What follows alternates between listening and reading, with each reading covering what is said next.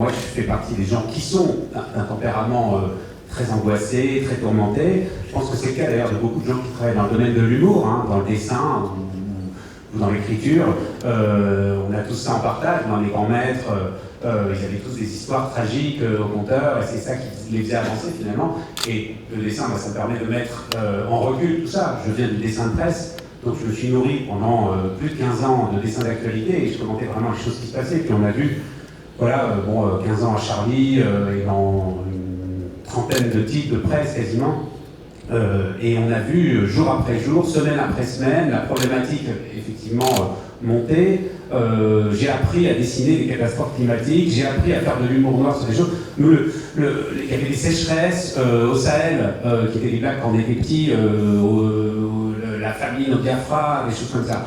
Mais petit à petit, on a élargi notre gamme et on a réussi à dessiner des catastrophes à chaque coin du globe. Et cette chose-là, voilà, c'est terrorisant. Je pense que c'est un moteur pour la création, mais en fin de compte, peut-être qu'on serait plus tranquille si tout allait bien quand même. Une conception du climat qui n'est pas que météorologie, qui est le climat dans un autre sens, qui est l'atmosphère. Et moi, c'est la substance de mon travail, c'est-à-dire de capter l'air du temps, d'anticiper ce qu'il y a, justement, ces particules, ces molécules, je dirais, intellectuelles, sociales de notre vie commune, qui est évidemment en prise directe avec la nature et avec ce qu'on ressent. Et je pense qu'il y a des, sans parler de déterminisme au long cours, il y a des micro-déterminismes permanents qui se réajustent, qui font que, voilà, quand on a chaud, quand on a froid, on n'agit pas de la même façon en société, ou on n'a pas les mêmes pensées qui sont suscitées à l'intérieur de notre corps. Et du coup, voilà, c'est que moi, je renifle énormément, donc je suis né au vent. Bien sûr, c'est un travail en chambre où, comme Michel Bussy, je suis enfermé chez moi à essayer de trouver des blagues. Mais en fin de compte, il faut être il faut qu'il y ait une capillarité. Je me souviens quand même, et malgré tout, il y a aussi, et ça c'est sans doute très littéraire,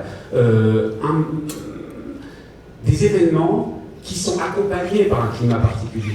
Et on se dit, mais bien sûr, quelque chose est en train de venir, c'est bizarre. Je me souviens en particulier d'un exemple qui était cette journée très très très chaude de novembre, extrêmement bizarre. C'était poisseux, il y avait une espèce d'onctuosité de l'air. Et c'était ce jour, je parle de Paris ce jour-là, et c'était les attentats du Bataclan.